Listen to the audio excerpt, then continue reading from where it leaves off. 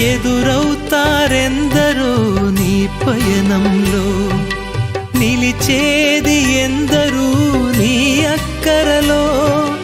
వచ్చేదెవరు నీతో మరణము వరకు, వచ్చేదెవరు నీతో మరణము వరకు, ఇచ్చేదెవరు ఆపై నిత్య జీవము నీకు.